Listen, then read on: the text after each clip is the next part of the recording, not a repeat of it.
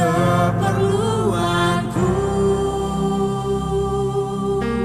Tak pernah Dia mengecewakan. Yesusku tak pernah gagal. Segala perkara dapat ku tanggung di dalam Dia yang memberi kekuatan. Tuhan Yesus penolong dan sahabat. Tetap percaya Tuhan setia.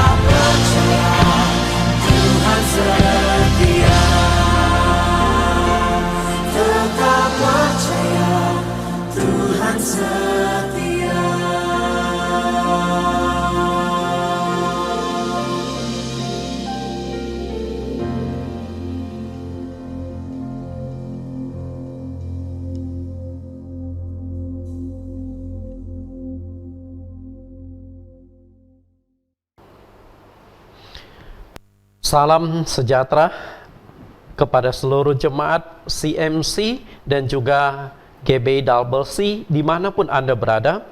Kita bersyukur bahwa hari ini kita bisa melanjutkan siaran live atau siaran langsung untuk khotbah minggu ini.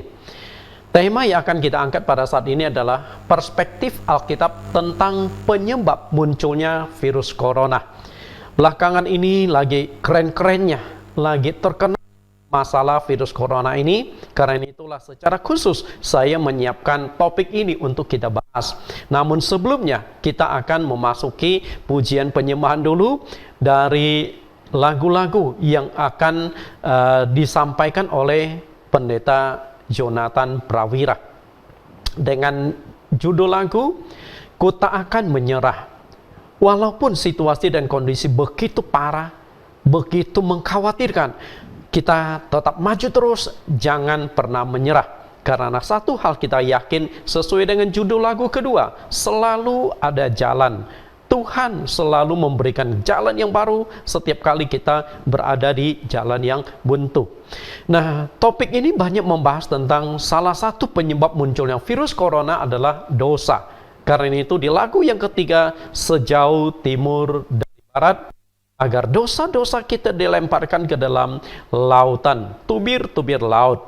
Kita akan mendengarkan pujian dan penyembahan langsung dari Pak Jonathan Prawira. Waktu dan tempat dipersilakan.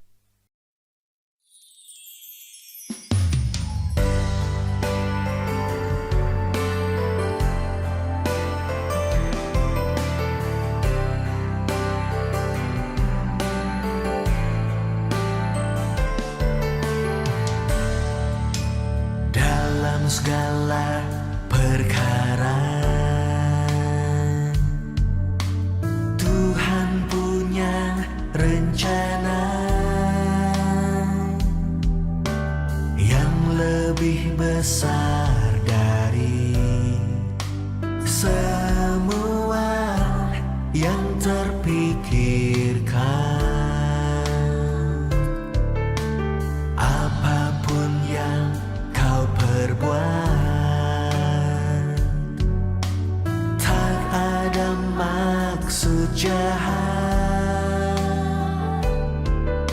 Sebab itu ku lakukan semua denganmu Tuhan. Ku tak akan menyerah pada apapun juga. Sebelum ku coba semua yang ku bisa, tetapi ku berserah kepada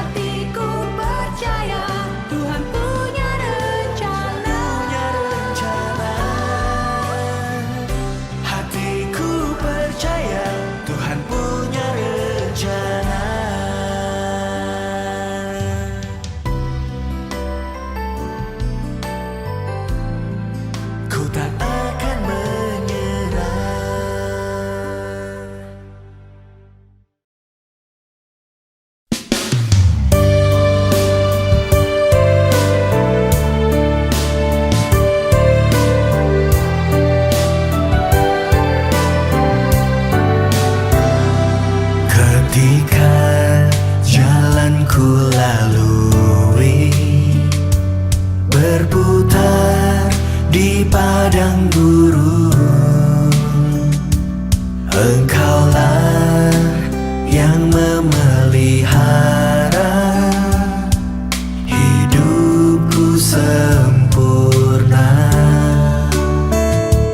Ketika jalan yang ku tempuh berujung di sungai dalam, Engkaulah yang mengeringkannya untuk ku seberangi.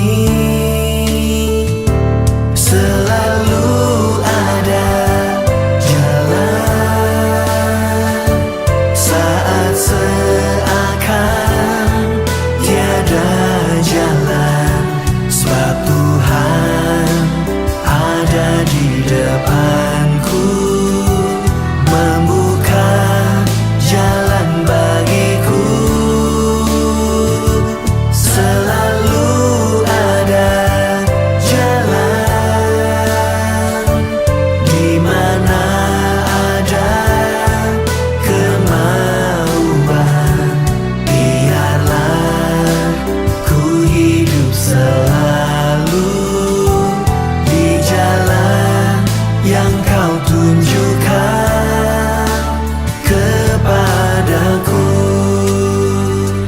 Ketika jalan yang ku tempuh berujung di sungai dalam, Engkaulah yang mengeringkannya untuk ku seberangi. Selalu ada jalan saat seakan tiada jalan, sebab Tuhan ada di depanku, membuka jalan bagiku. Selalu ada jalan di mana ada kemauan. Biarlah ku hidup selalu di jalan yang kau tunjukkan kepadaku.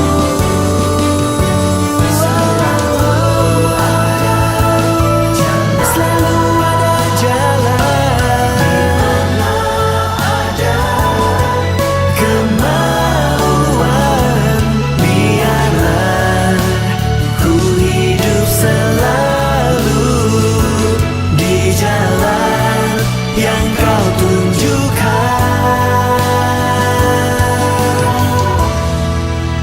kepadaku. Selalu ada jalan.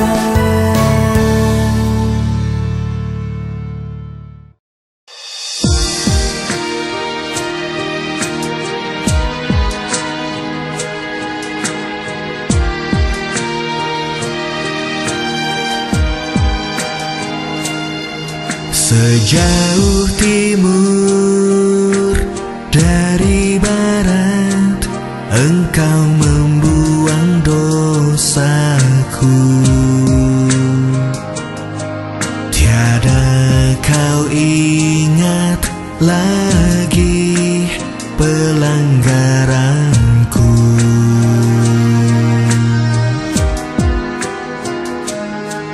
Jauh ke dalam tubir laut, kau melemparkan dosaku. Tiada kau perhitungkan kesalahanku. Betapa besar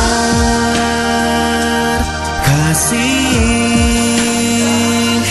pengampunan-Mu Tuhan. Tak kau pandang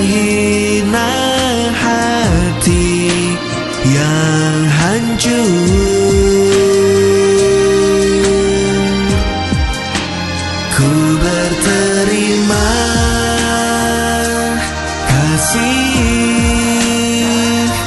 kepadamu ya Tuhan, pengampunan yang Kau beri, pulihkanku.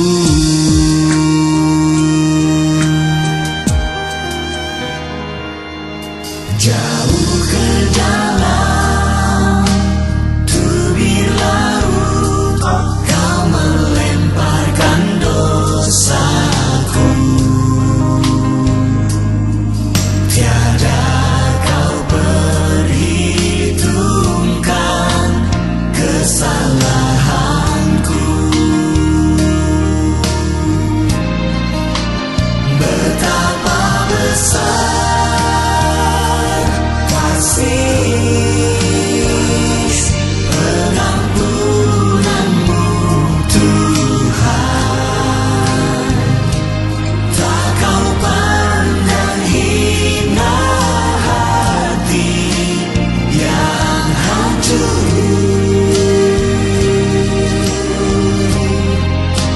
Ku berterima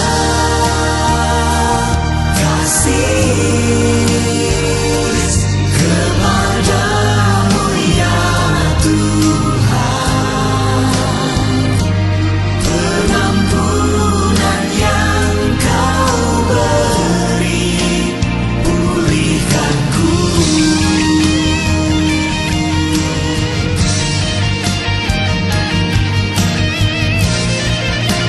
Betapa besar kasih pengampunanmu Tuhan, tak Kau pandang hina hati yang hancur.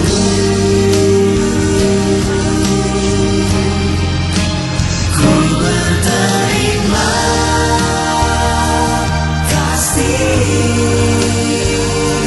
kepadamu ya Tuhan, pengampunan yang Kau beri, pulihkanku.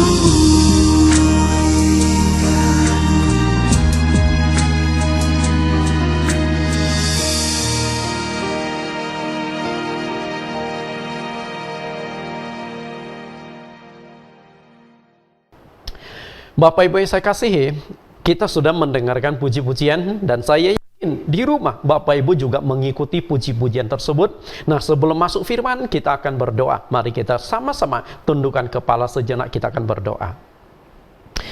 Tuhan dan Juru Selamat kami yang hidup, kami bersyukur bahwa saat ini kami bisa mengadakan siaran langsung atau live streaming. Rintangan bukan suatu masalah bagi kami. Walaupun di gereja kami tidak dapat beribadah, tidak bisa beraktivitas sesuai dengan himbauan pemerintah, dan juga untuk menjauhi satu dengan lain, posisi supaya kami tidak saling menularkan satu dengan yang lain dengan munculnya virus corona seperti ini. Karena itu kami menempuh cara agar kami tetap bisa beribadah kepada Engkau di minggu ini, maka kami melakukan siaran langsung. Kiranya Tuhan memimpin acara ini dari awal hingga akhir, dan seluruh jemaat kami baik di GCC maupun GBCC sama-sama diberkati. Terima kasih Bapa. Kiranya Roh Kudus yang akan menyertai kami untuk mendengarkan kebenaran firman-Mu. Di dalam nama Tuhan Yesus kami berdoa. Sama-sama kita katakan amin. Bapak Ibu yang saya kasih dimanapun Anda berada, saya yakin saat ini Anda sedang duduk di depan layar televisi ataupun sedang memegang handphone supaya bisa mengikuti live streaming pada saat ini. Nah, karena topik yang akan saya kupas pada saat ini adalah topik yang sangat menarik, yaitu perspektif Alkitab tentang penyebab munculnya virus corona. Nah, topik ini saya bahas karena ada permintaan dari beberapa beberapa pengurus saya. Mereka bertanya, Pak Nathan, sebenarnya bagaimana sih pandangan Alkitab tentang munculnya virus corona ini? Apakah ini kehendak Tuhan atau gimana? Kalau itu kehendak Tuhan, kenapa? Lalu kalau bukan kehendak Tuhan, bukannya Tuhan kan maha kuasa, sanggup untuk menyingkirkan virus corona ini dalam sekejap saja? Nah, melalui pertanyaan itulah maka saya sengaja menyiapkan topik ini untuk kita bahas pada saat ini. Karena itu majelis baik dari sinode MC maupun GBI khususnya GBI Double C, semoga kita sama-sama bisa kolaborasi, kita sama-sama bisa bangun untuk memahami suatu kebenaran firman. Mari kita akan lihat topik ini. Di awal tahun 2020, mendadak dunia ini dilanda kepanikan dengan munculnya virus corona yang mungkin dikenal dengan istilah COVID-19. Nah, berita ini dengan cepat sekali menyebar. Awalnya virus corona ini muncul di satu kota kecil di RRC di Wuhan. Tapi dalam sekejap virus tersebut menyebar sampai saat ini sudah tersebar ke 210 negara dan mengakibatkan kematian lebih dari 100.000 jiwa. Ketika saya membuat bahan ini, orang yang sudah meninggal gara-gara virus corona ini sudah mencapai 100.000 lebih. Kebayang nggak bagaimana? Bapak Ibu, walaupun virus ini baru sekitar 3 bulan, belum sampai 4 bulan, tapi dampaknya ini kematian jiwa. Belum lagi yang tertular oleh virus corona itu mencapai 1 juta lebih. Dan kalau kita hitung duit yang sudah keluar dari seluruh dunia sudah mencapai miliaran triliun dolar. Ini bukan triliun rupiah, triliun dolar. Coba Anda hitung berapa banyak biaya yang sudah dikeluarkan. Karena itulah yang menjadi pertanyaan kita pada saat ini adalah, apakah munculnya virus corona ini adalah seizin dan kehendak Allah? Jika iya, kenapa? Jika tidak, lalu kenapa Tuhan tidak menyingkirkan virus corona? Bukankah bagi Tuhan itu perkara yang mudah? Sangat mudah bagi Tuhan untuk menyingkirkan virus corona dari muka bumi ini. Dia sanggup kok. Tidak mustahil bagi dia. Okay? Nah, dalam kesempatan ini saya akan membahas tentang perspektif munculnya virus corona dalam 4 subjudul yang akan kita lihat. Yang pertama adalah Allah tahu apapun yang terjadi di muka bumi ini. Yang kedua, satu nyawa sangat berharga di mata Tuhan. Dan yang ketiga, nubuat munculnya wabah penyakit yang sangat menular di akhir zaman. Dan yang keempat, teguran keras dari Allah atas dosa manusia yang telah menumpuk. Nah, 4 pembahasan ini sebagai satu jawaban dari pertanyaan dari pengurus saya, kenapa bisa muncul virus corona ini, lalu sudut pandang Alkitab terhadap virus corona ini seperti apa. Kita akan masuk ke pembahasan kita.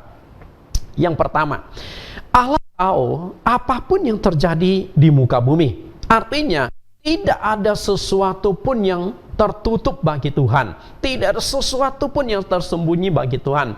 Nah, ini adalah data terakhir jumlah secara global virus corona yang saya susun, yang saya ungkapkan pada waktu naskah ini disusun. Kita lihat di seluruh dunia.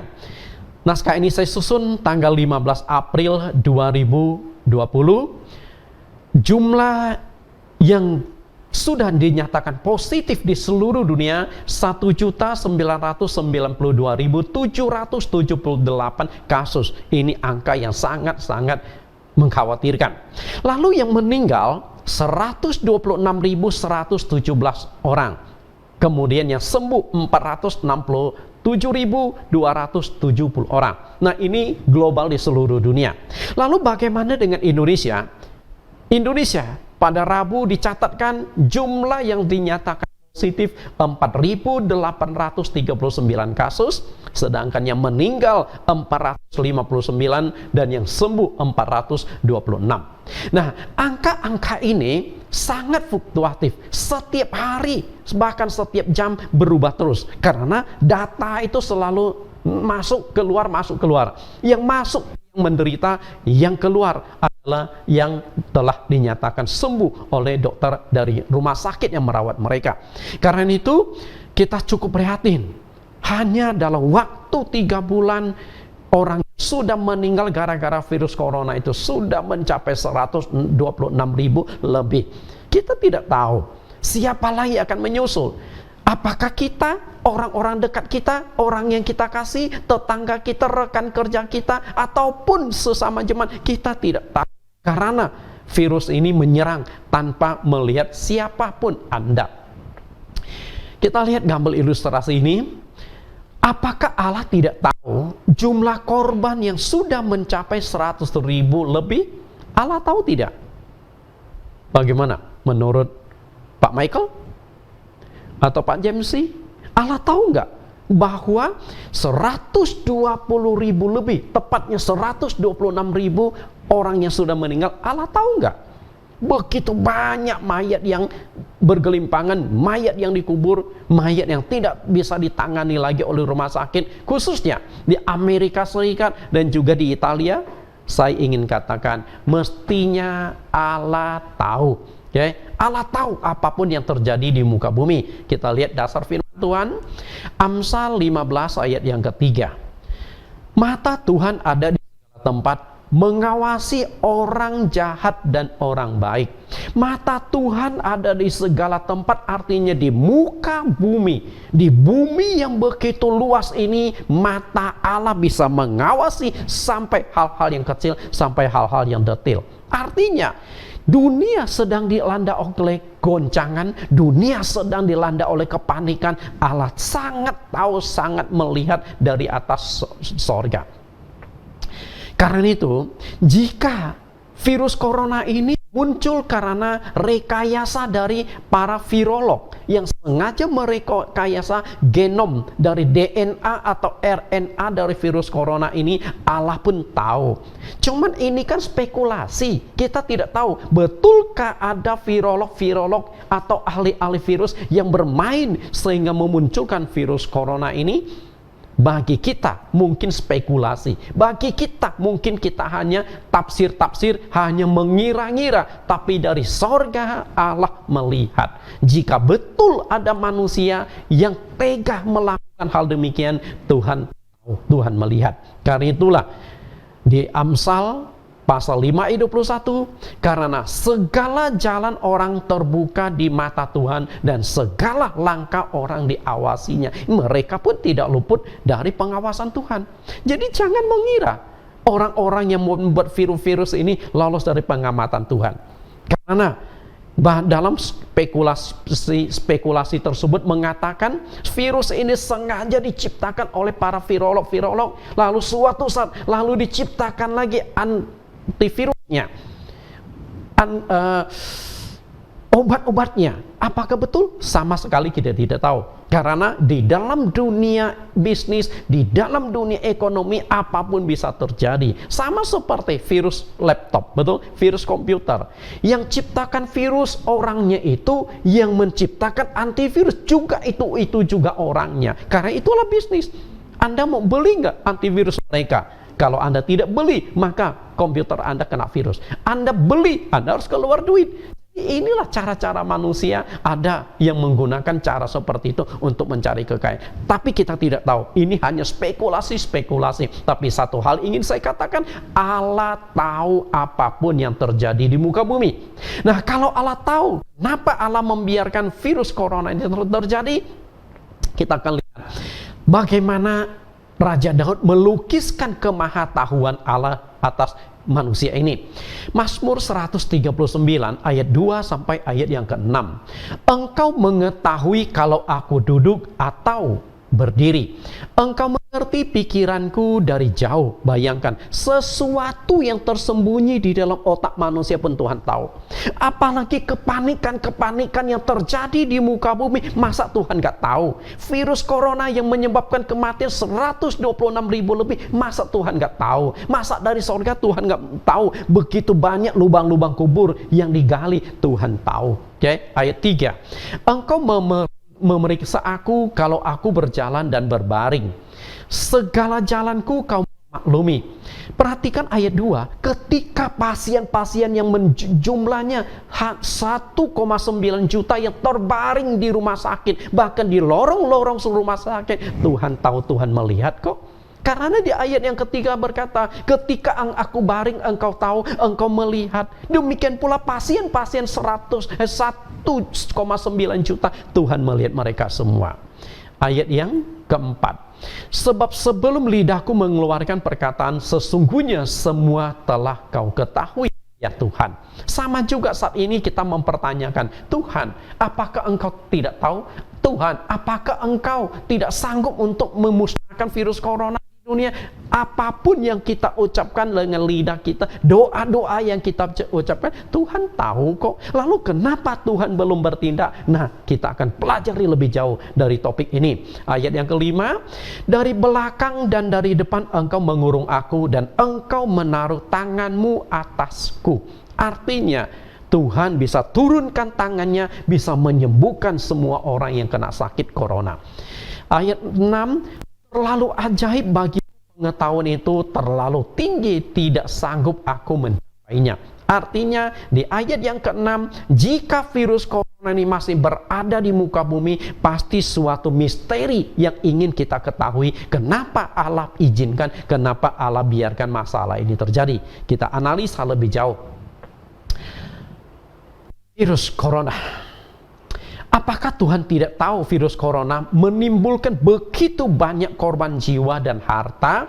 Nyawa yang sudah melayang mencapai 126.000, sedangkan uang yang sudah dikeluarkan untuk menangani virus corona sudah mencapai lebih dari 1.000 triliun dolar. Ingat loh, 1.000 triliun dolar.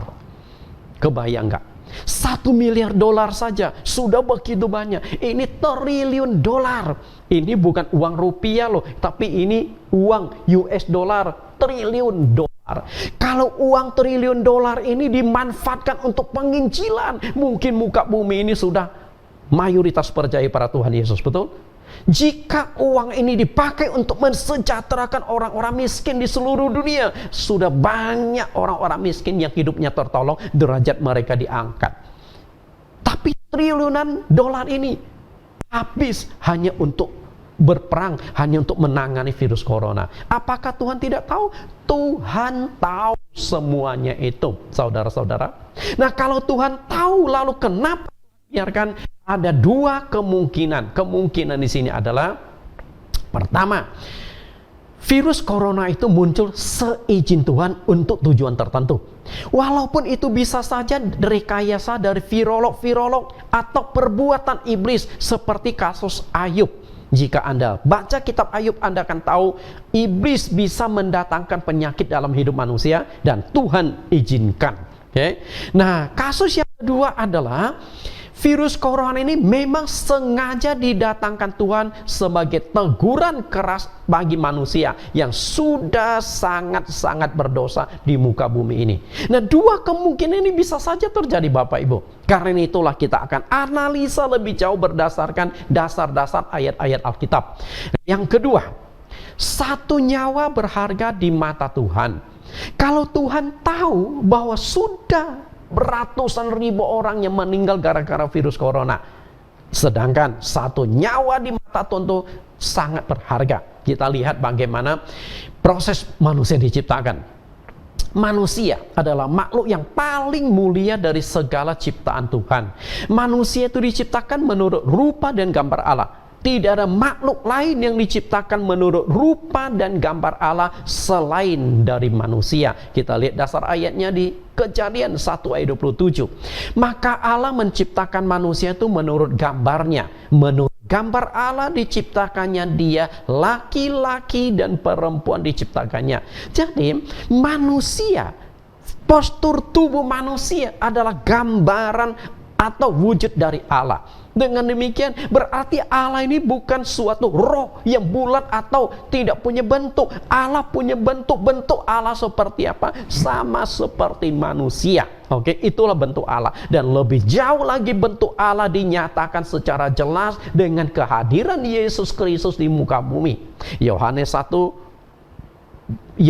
Yohanes pasal 1 ayat 1 dikatakan, pada mulanya adalah firman, firman itu bersama-sama dengan Allah, dan firman itu adalah Allah. Kemudian di ayat yang ke-14, firman itu telah menjadi manusia. Artinya Allah menjadi manusia dalam diri Yesus Kristus. Nah, bukankah Yesus Kristus yang lahir ke dunia 2000 tahun yang lampau? Dia hidup di tengah-tengah masyarakat, dia sama seperti manusia. Itulah gambar wujud Allah. Kalau Allah yang adalah roh telah menyatakan wujud yang nyata melalui Yesus Kristus.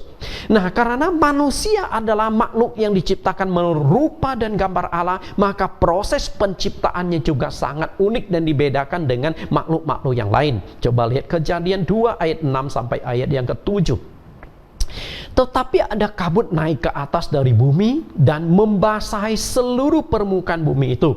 Ketika itulah Tuhan Allah membentuk manusia itu dari debu tanah dan menghembuskan nafas hidup ke dalam hidungnya. Demikianlah manusia itu menjadi makhluk yang hidup.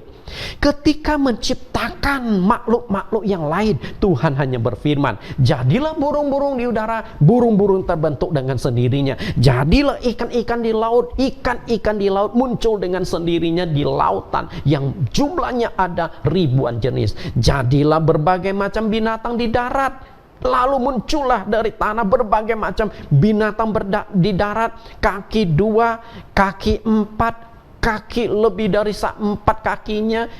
Begitu gampang Allah melakukan hanya dengan berfirman, semuanya jadi. Tapi ketika menciptakan manusia tidak demikian. Allah membentuk postur tubuh manusia dengan kedua tangannya. Padahal kalau Allah mau menciptakan manusia hanya dengan berfirman, itu pun tidak sulit bagi Tuhan. Tapi kenapa Tuhan melakukan penciptaan itu langsung dengan kedua tangannya? Karena manusia dibedakan dari makhluk ciptaan yang lain, manusia lebih mulia. Nah, setelah diciptakan, lalu Allah menghembuskan nafas hidup ke dalam hidungnya. Pada saat itulah Allah memasukkan jiwa dan roh ke dalam tubuh, ke dalam postur boneka tanah itu, dan akhirnya postur boneka tanah itu hidup menjadi Adam. Ya. Nah, itulah awal mula bagaimana manusia itu diciptakan. Karena itu manusia adalah makhluk ciptaan Allah yang mulia. Nah, karena manusia itu ciptaan yang dibedakan dengan makhluk-makhluk yang lain, manusia inilah yang diberikan otoritas oleh Allah untuk menguasai alam semesta. Setelah selesai diciptakan, Tuhan berkata kepada Adam, berkembang biaklah, beranak cucu, taklukkanlah itu, berkuasalah atas ikan-ikan di laut dan burung-burung di udara. Artinya Allah ingin menyerahkan apa yang diciptakan atas bumi ini kepada manusia. Berarti manusia makhluk yang mulia, makhluk yang sangat berharga di mata Tuhan. Nah, sekarang kita akan mengadakan suatu pembanding. Pembandingnya begini loh. Jika seekor burung pipit yang begitu kecil, yang begitu lemah, itu pun masih dipelihara dan diperhatikan oleh Tuhan, karena itu ciptaan Tuhan yang punya nilai. Apalagi manusia yang diciptakan menurut rupa dan gambar Allah. Betul? Pernah melihat burung? Pernah melihat burung pipit? Yang dulu pernah bercocok tanam, atau Pak Cingwah yang punya kebun, gembalakan kambing di kebun, pelihara babi barangkali, pernah melihat burung pipit? Tahu seberapa besar burung pipit? Nih gambar burung pipit. Kecil sekali Bapak Ibu. Coba lihat kaki burung itu dengan tangkai dari padi. Kecil sekali kakinya. Jadi kalau burungnya itu digenggam, itu satu genggaman bisa lebih dari 5 ekor burung. Memang kecil sekali burung ini. Nah, walaupun burung ini kecil, tapi mereka tuh terbangnya gerombolan. Dulu bapak saya itu punya sawah. Jadi kadang-kadang kalau sawah sudah mulai menguning, kita paling pusing menghadapi burung pipit ini. Mereka bisa terbang mencapai ratusan bahkan ribuan ekor. Kalau padi Anda tidak jaga di saat menguning, dalam sekejap padi itu habis semua. Karena itulah burung pipit memang kalau mereka memangsa itu satu rombongan. Nah, kalau burung pipit yang begitu kecil saja Tuhan pelihara, apalagi manusia. Kita lihat apa yang dikatakan Tuhan. Matius 10 ayat 29 sampai 31. Bukankah burung pipit dijual 2 ekor seduit? Artinya murah. namun seekor pun daripadanya tidak akan jatuh ke bumi di luar kehendak Bapamu. Perhatikan ya. Dan kamu, rambut kepalamu pun terhitung semuanya. Wah, itu luar biasa. Rambut di kepala kita terhitung semua. Cuman saya tidak tahu cara hitung rambut orang Papua ini seperti apa ya. Berkeriwil. Kalau rambut saya tipis, lurus, pendek, mungkin gampang hitung ya. Tapi bagi Tuhan, yang mustahil yang tersembunyi, tidak ada yang mustahil bagi Tuhan. Ayat 31. Sebab itu janganlah kamu takut, karena kamu lebih berharga daripada banyak burung pipit.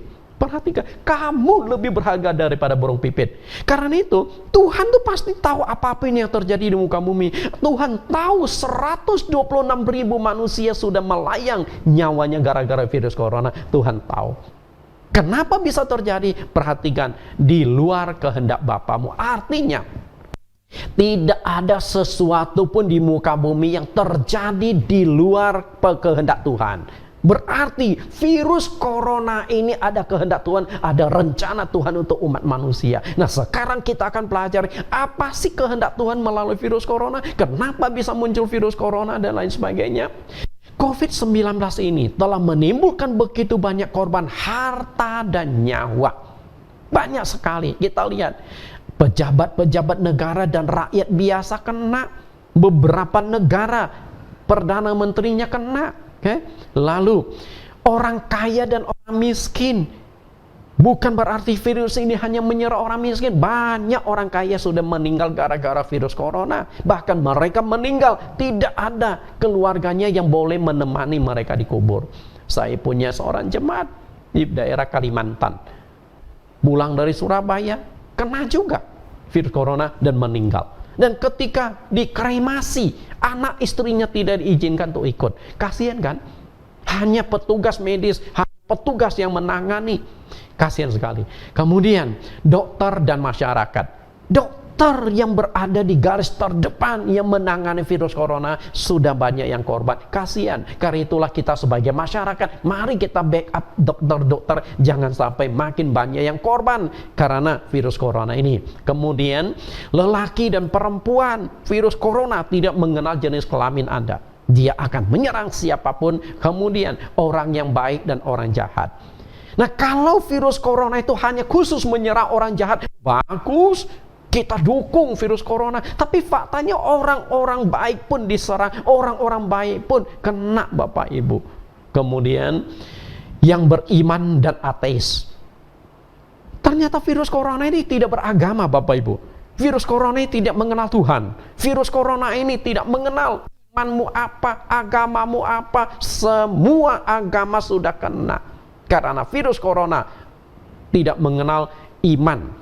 Demikian pula orang-orang yang tidak percaya Tuhan. Kalau virus corona hanya menyerang orang yang tidak percaya Tuhan, mungkin itu terang-terangan Tuhan hajar orang yang tidak mau percaya kepadanya. Tapi faktanya orang-orang beriman pun kena. Bahkan di sini ada pendeta, lalu banyak jemaat juga sudah kena. Kita lihat misalnya kasus di Bandung, berapa banyak pendeta yang meninggal gara-gara virus corona, lalu berapa banyak umat-umat Kristen yang kena virus corona. Kita cukup prihatin. Saya sering membuka kelas pengajaran Alkitab. Murid saya sudah ada 3 orang yang kelas pengajaran Alkitab yang kena virus corona ini. Mereka saat ini sedang dikarantina. Dan saat ini ada 1 yang masih di rumah sakit yang masih saya doakan dari jarak jauh. Itulah yang terjadi, Bapak Ibu. Begitu banyak korban.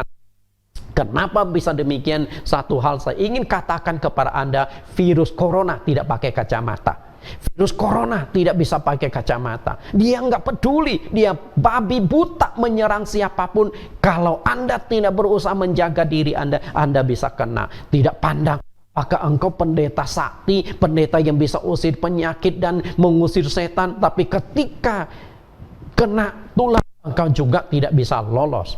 Bapak Ibu yang saya kasih, itulah kondisi yang terjadi di dunia ini. Para ekonom dan WHO menyatakan pandemi virus corona akan menjadi wabah yang paling mahal di dunia dalam abad ini. 1 bulan yang lalu WHO sudah mengatakan virus corona adalah virus yang paling mahal dalam kurun waktu 20 tahun. Wabah menyerang muka bumi 20 tahun. Itu diucapkan 1 bulan yang lalu. Hari ini setelah mengalami pergeseran, saya yakin WHO akan memperkoreksi lagi, akan menjadi virus yang paling mahal di abad ini, karena sudah begitu banyak uang, sudah ribuan triliun dolar Amerika yang habis untuk menangani virus corona yang sudah menyebar ke seluruh dunia, ke 210 negara. Nah, jika semua itu dipakai untuk pembangunan ekonomi, banyak negara miskin di dunia yang sudah terbantu. Karena itulah kenapa hal ini bisa terjadi dan kenapa Tuhan biarkan ini terjadi. Walaupun virus corona tidak punya kacamata, tidak membedakan mangsa, namun Tuhan melihat semuanya itu. Lantas mengapa Tuhan membiarkan semua itu terjadi, dan akan sampai kapan ini akan berakhir, tidak ada yang tahu. Di RRC awalnya kelihatan virus corona itu berhasil, sudah ditangani, kemudian jumlah pasien semakin menurun, yang tertular bahkan pernah sampai tidak ada yang kena virus. Tapi belakangan di RRC naik lagi. Kenapa? Karena banyak orang RRC dari luar negeri yang pulang ke RRC, dan mereka ternyata membawa virus dari luar. Dan yang lebih mengerikan adalah belakangan ditemukan juga ada orang yang yang sudah positif virus corona tapi tidak ada gejala-gejalanya. Nah, ini yang paling bahaya, Bapak Ibu. Anda mengira Anda sehat, Anda mengira Anda tidak masalah, ternyata setelah dicek Anda mengidap virus corona, tapi Anda tidak merasakan gejalanya, dan Anda bisa menularkan kepada orang lain yang mungkin kondisi fisiknya lebih rentan, lebih lemah dari Anda. Dia kena gejalanya, dia semaput, sementara Anda yang kena virus corona, Anda aman-aman saja. Nah, ini kan bahaya sekali. Kita tidak tahu berapa banyak dan berapa lama lagi akan terjadi seperti ini. Nah, yang ketiga kita akan lihat nubuat munculnya wabah penyakit yang menular di akhir zaman. Dengan jelas Tuhan Yesus mengungkapkan di akhir zaman akan timbul penyakit sampar. Kita lihat dasar ayatnya, Matius 24 ayat yang ketiga. Ketika Yesus duduk di atas bukit Zaitun, datanglah murid-muridnya berkata kepadanya, dan untuk bercakap-cakap sendirian dengan dia. Kata mereka, katakanlah kepada kami, bila manakah itu akan terjadi, dan apakah tanda kedatanganmu dan tanda kesudahan dunia. Perhatikan kalimat yang terakhir. Murid-murid bertanya kepada sang guru, kepada Tuhan Yesus, apakah tanda-tanda kedatanganmu yang kedua kali di dunia? Karena sebelumnya Yesus mengatakan kepada murid-muridnya, aku akan ditangkap, disalibkan, setelah itu dibangkitkan, lalu naik ke sorga. Nah, aku akan menyediakan tempat bagimu, nanti aku akan datang kembali. Nah, kalimat ini murid-murid tanyakan, kapan engkau datang kedua kali? Ini jelas tidak mungkin kedatangan yang pertama kali, karena ini berbicara kedatangan yang kedua kali. Sudah 2000 tahun Yesus naik ke sorga, dia belum datang-datang. Lalu apa tanda kedatanganmu? Nah, walaupun kita sudah menunggu, umat Kristen seluruh dunia sudah menunggu 2000 tahun, tapi janji Tuhan suatu saat akan datang pasti genapi. Karena itu Tuhan kasih tanda-tanda. Nah, ketika murid-murid bertanya, apakah tanda kesudahan dunia, artinya kiamat? Oke, lalu Yesus jawab, perhatikan, apa tanda kedatanganmu dan tanda kesudahanmu? Kita lihat jawaban Yesus. Lukas pasal 21 ayat 10 sampai 11. Ia berkata kepada mereka, bangsa akan bangkit melawan bangsa dan kerajaan melawan kerajaan. Nah, ini tanda-tanda kedatangan Yesus yang kedua kali. Oke? Artinya pasti akan terjadi peperangan. Karena dunia suatu saat akan berakhir pada perang besar, perang dunia ketiga. Kapan itu terjadi? Nah, kita lihat kondisinya. Ayat 11, dan akan terjadi gempa bumi yang dahsyat, dan di berbagai tempat akan ada penyakit sampar dan kelaparan. Dan akan terjadi juga hal-hal yang mengejutkan dan tanda-tanda yang dahsyat dari langit. Perhatikan kalimat ini. Di berbagai tempat. Artinya di berbagai belahan dunia akan ada penyakit sampar. Dan faktanya hanya dalam waktu 3 bulan penyakit atau virus corona, wabah ini sudah menyebar sampai 210 negara. Di muka bumi jumlah negara yang seperti itu. Artinya seluruh dunia di muka bumi sudah kena virus corona.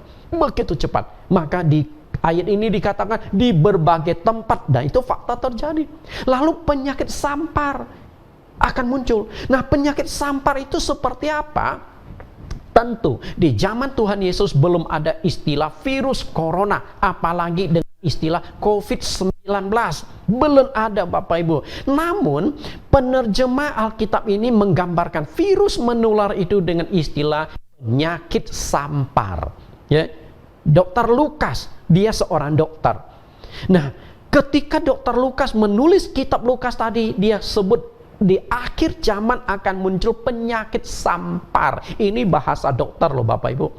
Nah, tentunya Dr. Lukas ini nggak bisa menulisnya virus corona, nggak bisa, karena memang fase itu belum ditemukan jenis-jenis virusnya, hanya penyakit sampar. Nah, lalu penyakit sampar itu apa? Kita lihat sekilas.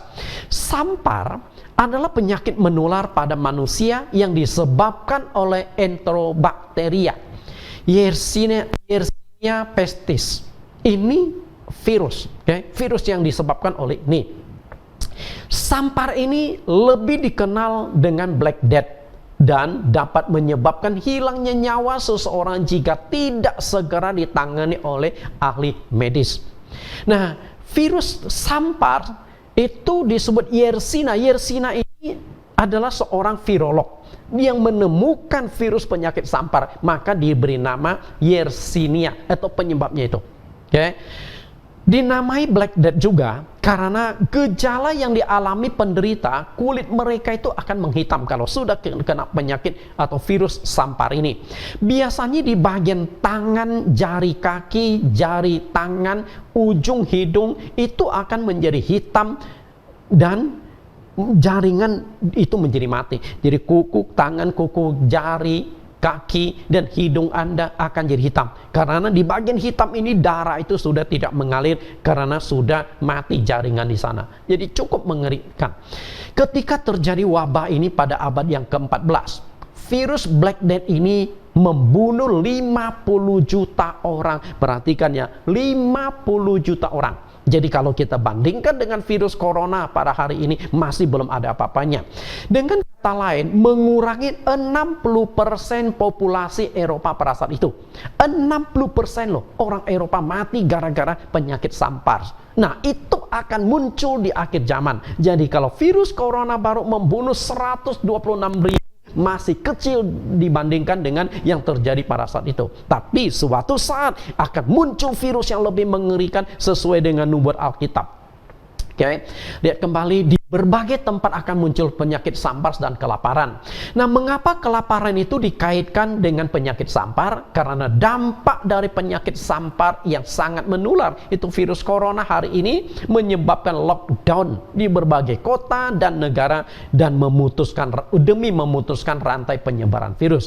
Nah, lockdown ini secara otomatis menyebabkan kelumpuhan ekonomi dunia sehingga segala usaha dan pekerjaan itu tidak bisa dijalankan. Kita lihat, pemerintah menghimbau dan menyuruh jangan bekerja. Nah, dunia akan dilanda krisis ekonomi itu sudah dinubuatkan oleh Rasul Paulus 2000 tahun yang lampau ketika dia membahas tentang situasi dan kondisi pada akhir zaman. Kita lihat 2 Timotius pasal 3 ayat 1 sampai 6. Saya hanya kutipkan 1-2 ayat. Kita lihat 2 Timotius pasal 3 ayat 1 dan ayat 2. Ketahuilah bahwa pada hari-hari terakhir akan datang masa yang sukar. Nah, apakah sudah terjadi saat ini? Saya katakan sebagian. Manusia akan mencintai dirinya sendiri dan menjadi hamba uang. Kenapa menjadi hamba uang? Karena terjadi krisis ekonomi. Kita tidak tahu nanti krisis ekonomi seperti apa yang akan melanda dunia setelah beberapa bulan yang akan datang setelah virus corona ini pergi dari muka bumi dunia. Kita tidak tahu. Karena sudah triliunan dolar, sudah banyak cadangan-cadangan kas dari setiap negara yang dikeluarkan. Indonesia pun sudah keluarkan ratusan triliun dari kas negara untuk menangani virus corona ini. Bukan hal yang muda. Nah, terakhir dikatakan mereka akan membual dan menyombongkan diri. Mereka akan menjadi pemfitnah. Mereka akan berontak terhadap orang tua dan tidak tahu berterima kasih dan tidak mempedulikan agama. Perhatikan kalimat yang saya kasih, gerakan tidak mempedulikan agama. Okay? Artinya apa? Agama akan kehilangan kekuatannya. Agama bukan lagi kebutuhan dalam hidup manusia, dan itulah yang mestinya membuat Allah itu murka. Nah, ketika manusia tidak membutuhkan agama lagi, artinya manusia tidak membutuhkan Allah lagi, maka akan terjadilah yang namanya ateis, yang namanya murtad besar-besaran, yang namanya dosa akan luar biasa, karena kekuatan agama sudah tidak bisa mencegah manusia hidup dalam dosa lagi. Mengerikan sekali Bapak Ibu. Maka saya katakan virus corona ini kemungkinan itu dari Tuhan, sengaja sebagai teguran atas dosa manusia. Maka kita lanjutkan ke bagian yang keempat. Teguran Allah atas segala dosa manusia yang telah menumpuk di dunia ini.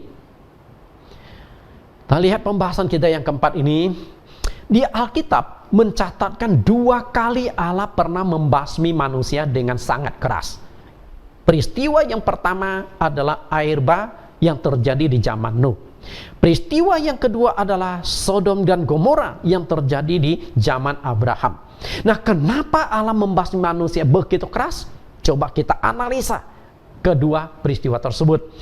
Pemusnahan manusia yang terjadi pada zaman Nuh dan juga dengan zaman Abraham. Di zaman Nuh menggunakan air bah. Yang tersisa dari begitu banyak manusia saat itu hanya 8 orang yang dibiarkan hidup. Wah, mengerikan sekali. Jadi jangan hitung berapa juta, sudah tidak terhitung. Sedangkan menggunakan api dan belerang itu terjadi di zaman Abraham, khususnya di kota Sodom dan Gomora. Oke. Banyak dosa yang diperbuat oleh manusia yang menyebabkan Allah murka dan membasmi manusia pada saat itu. Dua peristiwa itu, baik air bah maupun api dan belerang, penyebabnya adalah dosa. Nah, namun ada dari peristiwa air bah di zaman Nuh dan api dan belerang di zaman Abraham, dosa yang sangat dibenci Allah adalah dosa seksualitas. Nah, saya akan coba kupas kaitan antara virus corona dengan dosa seksualitas, karena itu mungkin sebagai teguran Tuhan bagi manusia di akhir zaman ini. Kita lihat dosa seksualitas pada zaman Nuh. Kejadian 6 ayat 1 sampai 2. Ketika manusia itu mulai bertambah banyak jumlahnya di muka bumi, dan bagi mereka lahir anak-anak perempuan. Dan maka anak-anak Allah melihat bahwa anak-anak perempuan itu cantik-cantik, lalu mereka mengambil istri dari antara perempuan-perempuan itu siapa saja yang disukai mereka. Ayat 3, berfirmanlah Tuhan, rohku tidak akan selama-lamanya tinggal di dalam manusia, karena manusia adalah daging, tetapi umurnya akan 120 tahun saja. Ayat yang ketiga, berarti pada zaman Nuh, roh Allah itu ada di tengah-tengah masyarakat. Tapi sayang, kekuatan roh Allah dikalahkan oleh keinginan daging manusia.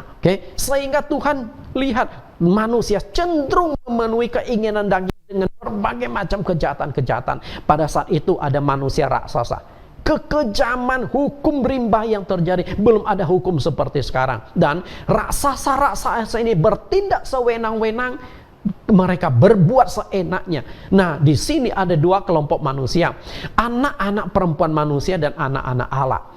Nah, ada teolog-teolog, pendeta-pendeta menafsirkan anak-anak perempuan manusia itu adalah keturunan Adam dan Hawa, sedangkan anak-anak Allah itu adalah malaikat-malaikat. Ini tafsiran yang tidak tepat. Sebenarnya dua-duanya itu anak manusia.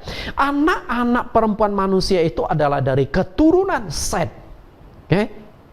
Ini anak-anak Allah itu keturunan Set. Sedangkan anak-anak perempuan manusia itu dari keturunan Kain yang membunuh adiknya. Nah, 2 kelompok manusia ini, kita lihat bagaimana yang terjadi. Anak-anak Allah ini, anak-anak Allah melihat bahwa anak perempuan manusia cantik-cantik, lalu mereka mengambil istri siapa saja yang mereka. Kita lihat anak Allah pun akhirnya rusak. Artinya orang yang awalnya percaya pada Tuhan, awalnya mengenal Tuhan, hidup mereka pun akhirnya hancur. Ini anak-anak Allah loh.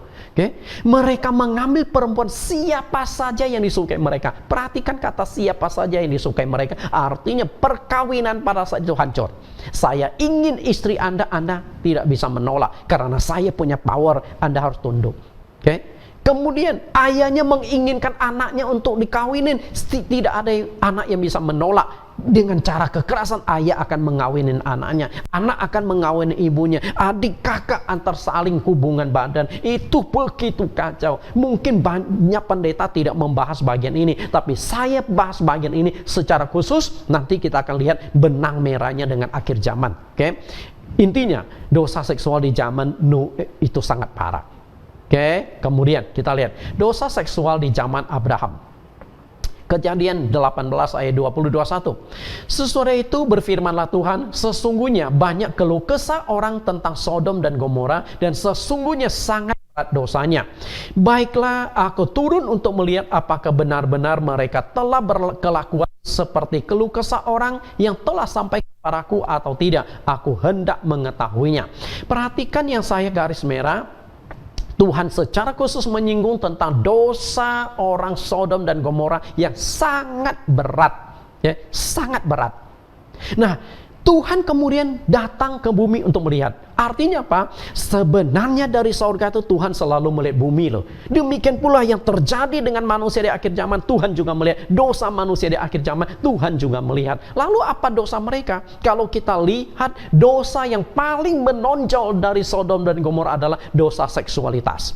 Tidak dicatatkan dosa-dosa yang lain, hanya dosa seksualitas yang dimunculkan. Kita lihat Kejadian pasal 19 ayat 1 sampai ayat yang ke 5. Ayat 1, malaikat itu tiba di Sodom pada waktu petang. Lot sedang duduk di pintu gerbang Sodom, dan ketika melihat mereka, bangunlah ia menyongsong mereka, lalu sujud dengan mukanya sampai ke tanah. Lot, keponakan Abraham, dulunya bersama dengan Abraham, tetapi setelah itu mereka berpisah.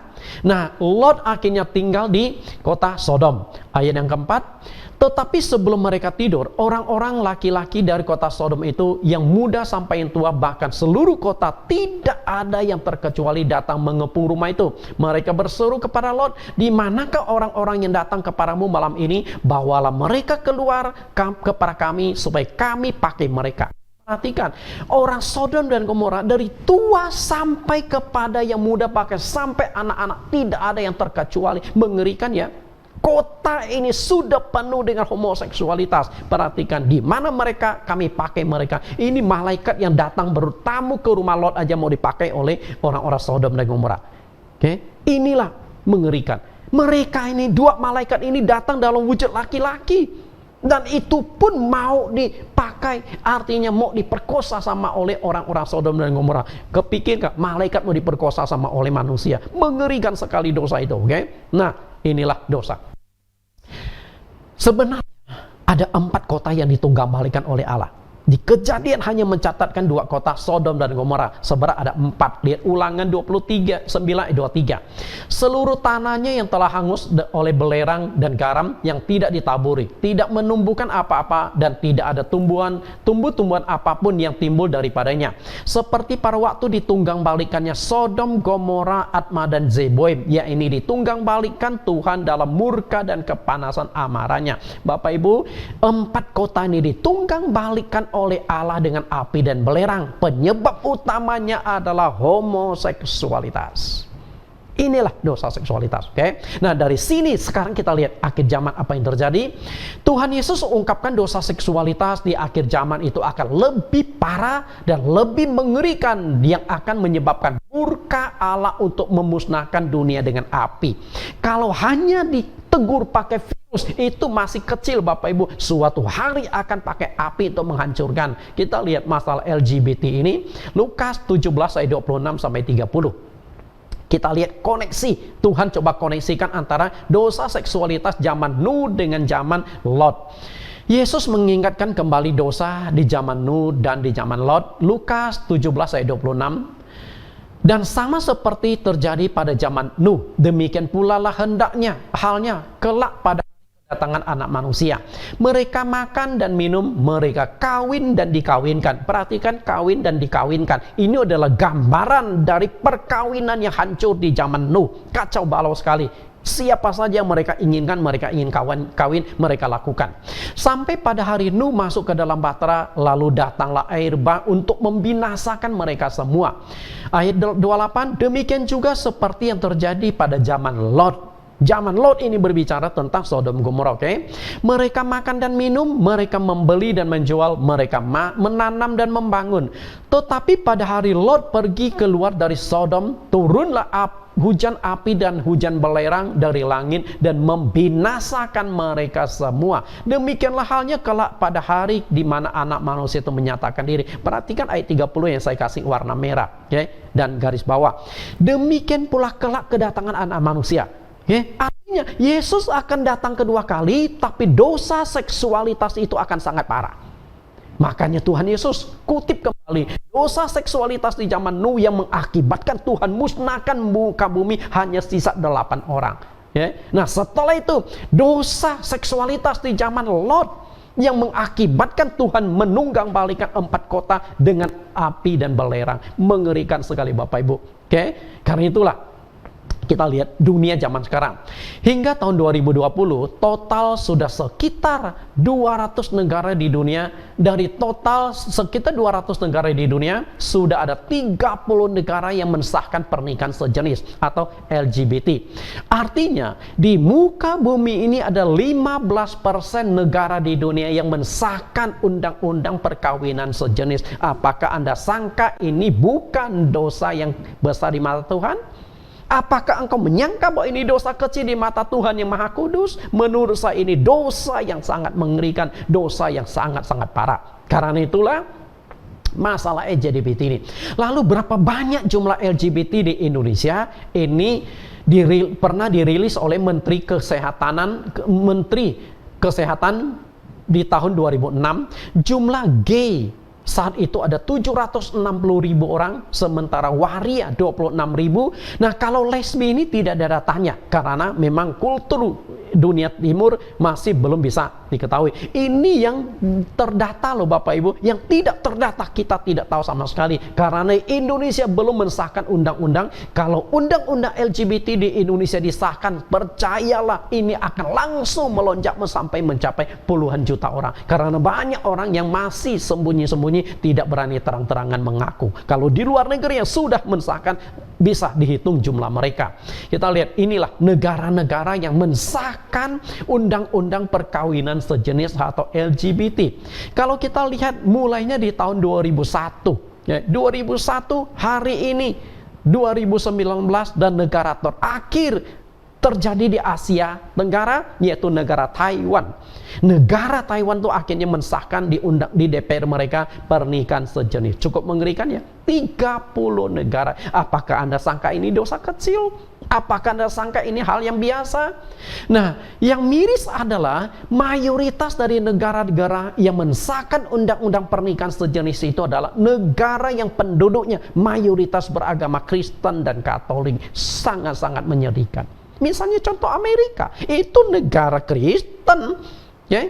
Kemudian Portugal, Argentina, Inggris, itu negara Kristen. Saya tidak tahu kenapa negara Kristen bisa mengeluarkan undang-undang seperti itu.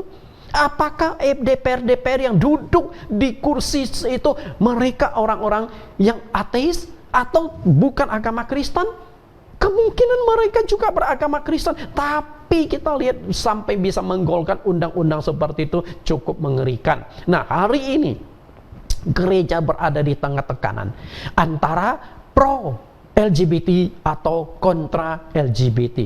Gereja saat ini berada di dalam dilema, mau setuju atau menolak. Jika kita seperti di Indonesia menolak LGBT masih aman karena negara belum mensahkan undang-undang. Lalu bagaimana dengan 30 negara yang sudah mensahkan undang-undang? Suatu hari 2 orang laki-laki datang ke gereja minta dikawinkan. Apakah gereja bisa menolak? Itu tantangan yang begitu mengerikan. Karena itulah Setan berhasil menguasai negara-negara untuk mensahkan undang-undang yang begitu kacau. Sudah banyak gereja yang terang-terangan mendukung LGBT dengan cara menikahkan pasangan sejenis di aula gereja oleh orang yang masih mengaku sebagai hamba Tuhan. Hebat kan? Hamba Tuhan tapi menikahkan pasangan yang sejenis. Saya tidak tahu ini hamba Tuhan pernah baca Alkitab atau enggak, mengerti kehendak Tuhan atau tidak. Nah, apakah ayat-ayat Alkitab sudah tidak berlaku lagi seperti yang dikatakan Rasul Paulus? Terlalu banyak ayat yang menyorot tentang LGBT. Nah, salah satu yang saya kutipkan di sini, Roma 1 ayat 6. Karena itu Allah menyerahkan mereka kepada hawa nafsu yang memalukan. Paulus sebut nafsu yang memalukan. Sebab istri-istri mereka menggantikan persetubuhan wajar dengan tak wajar. Perhatikan yang saya cetak merah dan garis bawah, istri menggantikan persetubuhan yang wajar. Persetubuhan yang wajar itu adalah istri dengan suami, pasangan laki-laki dan perempuan, tapi diubah menjadi tidak wajar, artinya wanita dengan wanita, istri tetangga dengan istri tetangga yang lain, artinya ini lesbian. Karena itulah di zaman Paulus sudah banyak lesbi. Apakah Paulus setuju? Paulus tidak setuju. Nah, Paulus apakah menyampaikan berdasarkan keinginan sendiri? Tentu Paulus juga dapat pesan dari Tuhan, maka dituliskanlah di sini. Artinya tindakan itu tidak sesuai dengan firman Tuhan. Ayat 27. Demikian juga suami-suami meninggalkan persetubuhan yang wajar. Persetubuhan yang wajar dengan istri mereka. Artinya inilah suami istri, ini wajar. Dan diubah menjadi tidak wajar, dan menyala-nyala dalam birahi mereka seorang terhadap yang lain, sehingga mereka melakukan kemasukan laki-laki dengan laki-laki. Perhatikan, ini yang disebut dengan homoseksualitas, gay. Nah, laki-laki dengan laki-laki, dan karena itu mereka menerima dalam diri mereka balasan yang setimpal untuk kesesatan mereka, dan karena mereka tidak merasa perlu mengakui Allah, maka Allah menyerahkan kepada mereka kepada pikiran-pikiran yang terkutuk, sehingga mereka melakukan apa yang tidak pantas. Nah, kalau yang mereka lakukan sesuatu yang tidak pantas, maka di mata Tuhan, Tuhan juga pantas untuk membasmi hal-hal demikian. Bapak Ibu yang saya kasihi, satu sisi kita memang dilema antara unsur kemanusiaan mengasihi sesama dengan unsur dosa. Mana yang harus kita pilih? Tapi Tuhan tegas, kalau memang Sodom dan Gomora itu sudah tidak bisa ditangani lagi, maka dibasmi. Kalau Anda mengatakan, lah kami kan mengalami kelainan, dan itu bukan keinginan kami, berarti orang Sodom dan Gomora juga bisa alasan seperti Anda. Oh, kami juga seperti itu, tapi tetap dihancurkan oleh Tuhan. Di zaman Nuh, seksualitas begitu parah, berarti bisa alasan juga orang zaman Nuh, sehingga Tuhan tidak membasmi mereka. Apakah kasih dan keadilan Tuhan sudah berubah di akhir zaman? Mestinya tidak. Firman Tuhan tetap tegas. Salah satu penyebab Allah musnahkan dunia di akhir zaman itu adalah dosa seksualitas. Karena itu perhatikan bagaimana Allah menghancurkan dunia yang dicatatkan oleh Rasul Petrus. 2 Petrus 3:10. Tetapi hari Tuhan akan tiba seperti pencuri. Pada hari itu langit akan lenyap dalam gemuruh yang dahsyat, dan unsur-unsur dunia akan hangus dalam nyala api, dan bumi dan segala yang ada di atasnya akan hilang lenyap. Wah, mengerikan. Allah memusnahkan bumi karena dosa. Di antara adalah dosa seksualitas tadi. Ayat 11. Jadi jika segala sesuatu akan hancur secara demikian, betapa suci dan salehnya kamu harus hidup, yaitu kamu yang menantikan dan mempercepat kedatangan hari Allah. Pada hari itu langit akan binasa dalam nyala api, dan unsur-unsur dunia akan hancur karena nyalanya. Perhatikan kalimat yang saya kasih warna, betapa suci dan salehnya. Suci dan saleh. Suci ini berbicara tentang dosa seksualitas. Engkau harus lepas, engkau harus hidup secara suci dan kudus. Jangan terlibat di dalam LGBT dan lain sebagainya, karena itu dosa yang mengerikan. Allah menghancurkan dunia.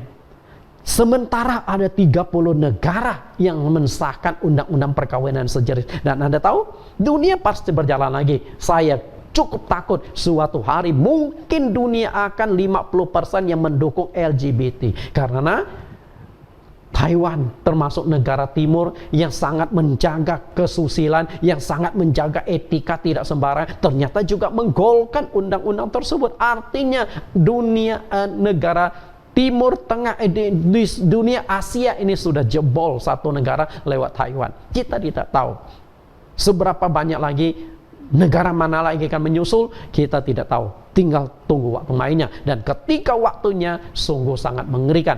Bapak Ibu saya kasihi, demikianlah hari ini kebenaran firman Tuhan tentang penyebab munculnya virus corona. Karena itu saya menarik kesimpulan, virus corona ini Tuhan tahu terjadi di muka bumi, dan Tuhan izinkan, Tuhan biarkan itu terjadi. Mungkin ini semacam satu teguran kecil bagi umat manusia. Solusinya adalah kalau seluruh dunia bisa bertobat secara benar-benar, maka Tuhan mungkin akan memberikan pengampunan seperti peristiwa kota Niniwe yang Tuhan rancangkan akan dihancurkan, tapi karena terjadi pertobatan massal, maka Tuhan menarik kembali rancangan tersebut. Niniwe tidak dihancurkan. Saat ini kita akan tundukkan kepala, kita akan berdoa. Setelah itu kita akan mendengarkan pengumuman yang akan disampaikan oleh Bapak Pendeta Jamesy beserta dengan doa syafaat. Mari kita berdoa. Segala puji syukur hanya bagimu, Tuhan dan Juru Selamat kami yang hidup, Yesus Kristus. Terima kasih Engkau memberi kesempatan kepada kami untuk live streaming hari ini. Sehingga walaupun kami tidak bisa berkumpul di gereja, tapi kami tetap bisa beribadah di rumah kami masing-masing. Kami bisa menyembah Engkau, memuji Engkau, dan juga mendengarkan kebenaran firman-Mu. Semoga kebenaran hari ini menuntun kami untuk memahami lebih jauh rancangan Engkau atas kehidupan manusia, dan juga keadilan Engkau nyatakan sebagai teguran atas dosa manusia. Engkau adalah Allah yang Maha Kudus, maka kami manusia seharusnya hidup kudus di mata-Mu. Terima kasih Bapa.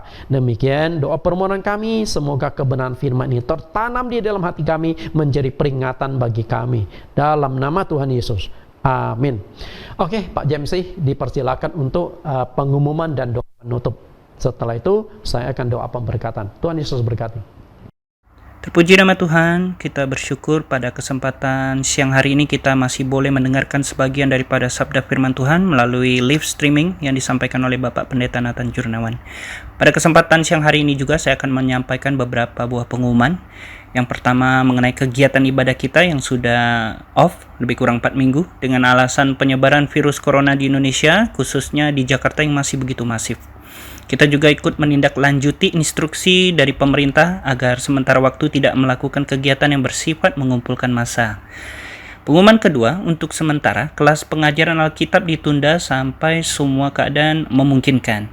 Yang ketiga adalah rencana pembukaan gereja cabang di Jakarta Barat dan Jakarta Utara ditunda sampai situasi dan kondisi lebih memungkinkan. Yang keempat mengenai rekening di Bank BCA atas nama GBP Yesus Kristus telah diganti ke rekening atas nama CMC JCC, nomor rekening 16858298888. Bagi Bapak Ibu yang tergerak untuk memberikan persembahan, bisa langsung transfer ke nomor rekening yang baru saya sebutkan tadi, karena nomor rekening yang lama akan segera kita tutup. Demikian beberapa pengumuman yang sudah saya sampaikan. Sebelum kita tutup ibadah kita mau bersama berdoa bersatu untuk negara kita, Republik Indonesia, dan gereja kita, dan setiap jemaat yang ada. Mari kita satu dalam doa. Bapa kami yang ada di dalam kerajaan surga, kami bersyukur Tuhan buat segala penyertaan, perlindungan, dan pertolongan Tuhan kepada kami. Pada kesempatan hari ini ya Tuhan, kami mau berdoa, kami mau bersatu hati. Kami percaya dalam setiap doa orang-orang benar, besar kuasanya. Dan kami juga percaya Tuhan adalah jawaban bagi setiap perkara yang sedang terjadi di dunia ini ya Tuhan. Terkhusus buat wabah virus COVID-19 yang melanda dunia ini Tuhan. Bahkan negara yang kami cintai, Republik Indonesia ini Tuhan. Tak lupa kami mau berdoa buat Bapak Presiden kami Tuhan.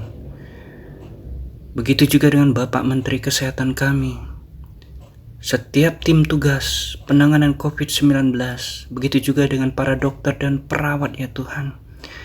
Di dalam nama Tuhan Yesus Kristus Tuhan, berikan kekuatan perlindungan. Bentengi setiap kami. Jauhkan kami dari virus corona yang sedang melanda ini Tuhan.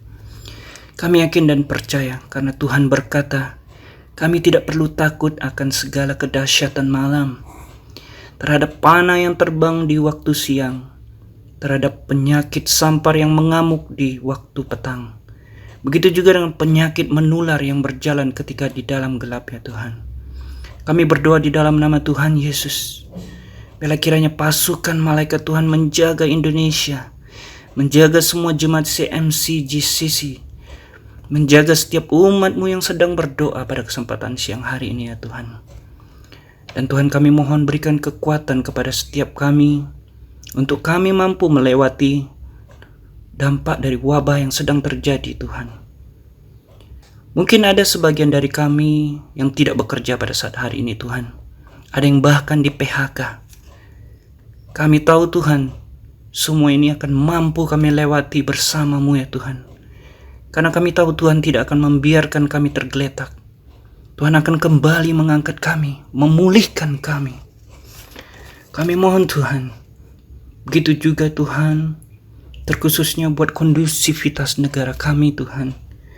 Kami berdoa biar kiranya pemerintah kami boleh cepat dan tanggap dalam mengatasi dampak yang terjadi. Sehingga setiap warga boleh dapat merasakan kehadiran pemerintah di tengah kesulitan yang sedang dialami ya Tuhan. Kami berdoa biar kiranya negara kami boleh tetap damai, tentram, dan dalam keadaan yang kondusif ya Bapa.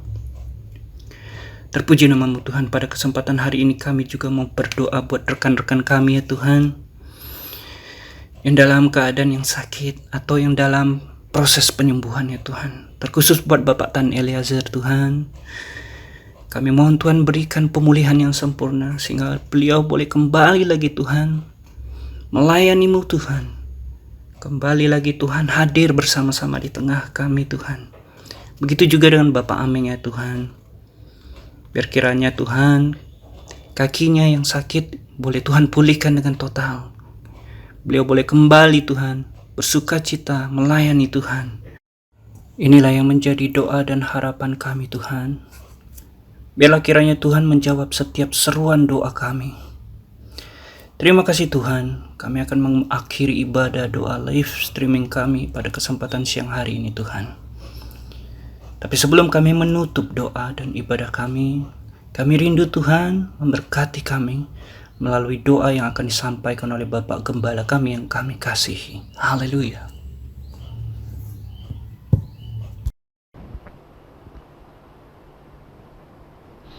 Oke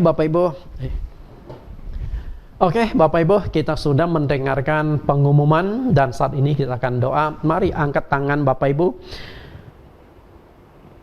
Dalam nama Tuhan Yesus memberkati seluruh sidang jemaat.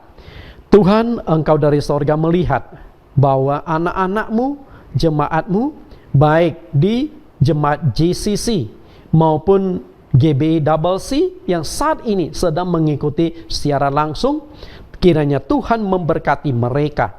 Tuhan menjaga kesehatan mereka, Tuhan menjauhkan mereka dari virus corona, dan Tuhan melimpahkan mereka dengan kasih sayang oleh kuasa dan pimpinan Roh Kudus, sehingga ketika mereka berjalan keluar ada penyertaan malaikat Tuhan melindungi mereka. Demikian doa permohonan kami di dalam nama Tuhan Yesus Kristus.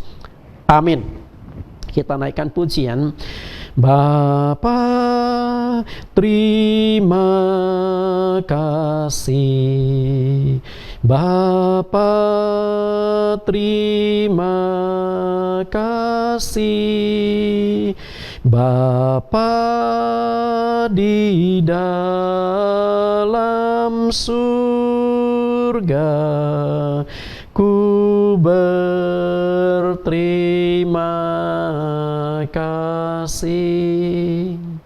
Amin. Salam Bapak Ibu, sampai ketemu di live streaming yang selanjutnya. Tuhan Yesus memberkati.